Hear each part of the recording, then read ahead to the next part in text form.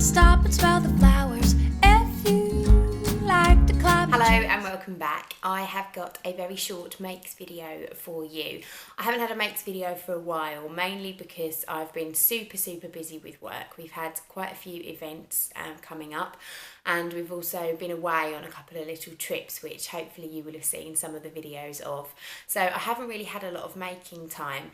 That and the lovely Alice, who was working with us doing some work experience, has spent the last 3 weeks trekking around Vietnam and Cambodia doing some fantastic charity work.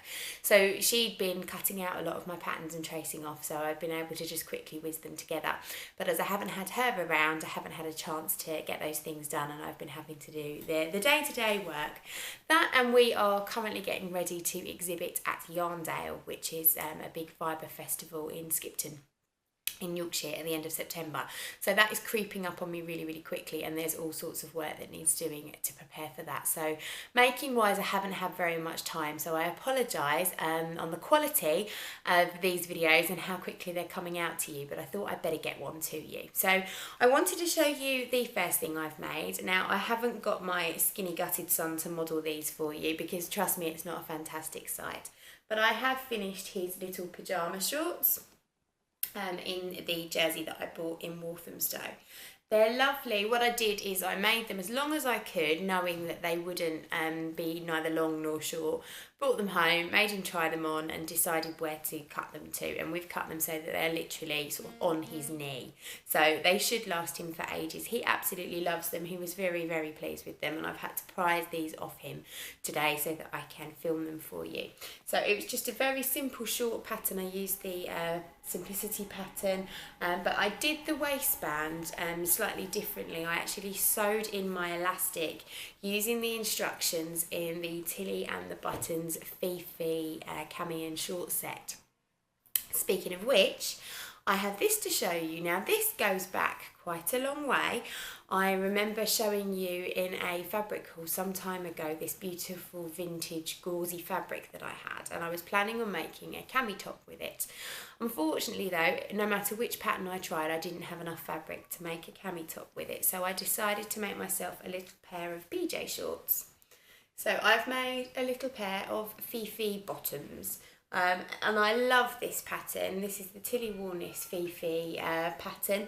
I do lengthen my shorts though, because I do find the pattern literally has them skimming the bottom of your bum cheeks, which for me isn't the most flattering, especially if I'm wandering around the house if I've got guests to stay. So I've lengthened them ever so slightly. So I've got a little pair of Fifi shorts to show you. And again, this elastic's a really nice way of putting the elastic in. It's all sewn into the garment, and then you fold it over and stitch it down. And it just means that your elastic is all really nicely evenly positioned, and it doesn't move around in the channel or gather up. So the next thing that I want to show you is my ultimate pencil skirt. If you'll remember, I'd found the really weird, stretchy Houndstooth fabric that I wanted to try the skirt in. And because it was so see-through, I was going to have to line it. Well, I've made the skirt, and I've had some interesting thoughts about it. It does fit very nicely, as you can see. I'm wearing it here. It's nice and snug. It's got its long darts front and back. And it fits really comfortably. So I've just got this on with just a little cami top, but you can see it's quite high-waisted. So unlike the ultimate trousers, the waistband on this is much higher. It doesn't come down really low, and it is in a much better place. So I do really like that. The downside to this particular skirt, and why it isn't really a wearable toile, is that the outer fabric has a nice stretch to it, which is great, and you need it. It is a very snug pattern. I think if you didn't have the stretch, you would have to go up a size, because it is very tight around the waist and really does, it's very figure hugging. And I am true to their sizing. With everything else I've made from Sew Over It's patterns, I've always been a size 12, and they've always fit really nicely. So I've cut the 12 in this skirt. If I hadn't lined it, it would be absolutely fine. It would be very comfortable to wear. But because I've lined it and I've cut the lining from a fabric that isn't stretchy, there is absolutely no give in the lining, so it's too tight and it's quite uncomfortable. Now, if you can buy a stretch lining, I would love to know about it. I don't know if you can, so those dressmakers out there or dressmaking instructors who are watching this, do let me know. If there is a stretch lining, I would really be interested to find out. Because this fabric, although it's not officially a stretch fabric, it has got some stretch in it, the outer fabric, the Houndstooth fabric. And that works really, really well with this skirt. So I am going to make this skirt again, but I'm going to make it from my leftover black and red rose fabric that I made my ultimate trousers with. And I think that will be absolutely superb. It doesn't need to be lined because it's a really nice thickness. It's got just enough stretch in it that it will come over my curves nicely. And I reckon I will get loads of wear out of that. So that's my ultimate skirt. I'm really quite pleased with it as a toile. It was very, very quick to make. Really nice and simple, and I got the lining sorted. I have hand stitched my hem and I've hand stitched my zip down, which really, knowing that I'm actually probably not really going to wear this, was probably a bit of a waste, but you know, I like to try and be good and make sure I keep nice, good techniques up and running. So that's the 3 things that I can show you now. I need to go and change before I can show you the next one. The next one's a bit of a sneaky make. It's kind of snuck in there, and I haven't given you any information on the fabric in a fabric haul, but I will explain more in just a moment. So I'm going to go and change. So here it is. This is my Prima Playsuit, which you've seen the long version of, but I've made a shorts version. So it's just with the legs cut off with the V-neck.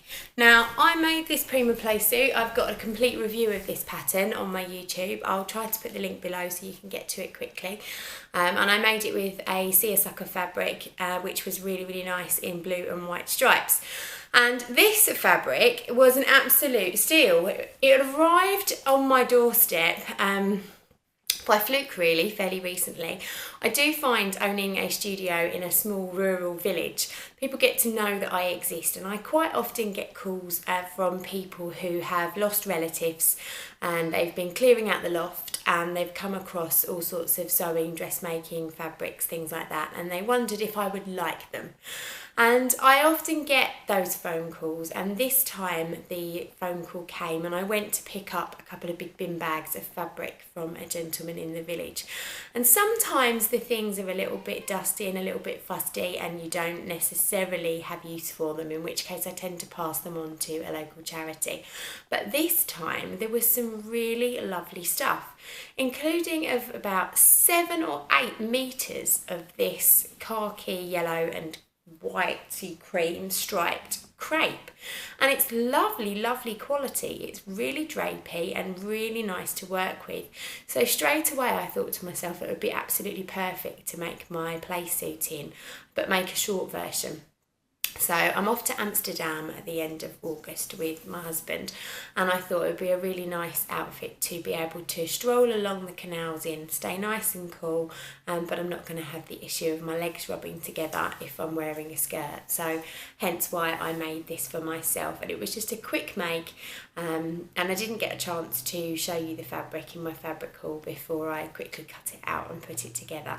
So I am really pleased with it. The only thing I'm finding is that at the bottom of the hem, I don't know if I'm going to be able to get you to see this, but I'm finding it's kicking back here, so I'm getting this weird kind of dip.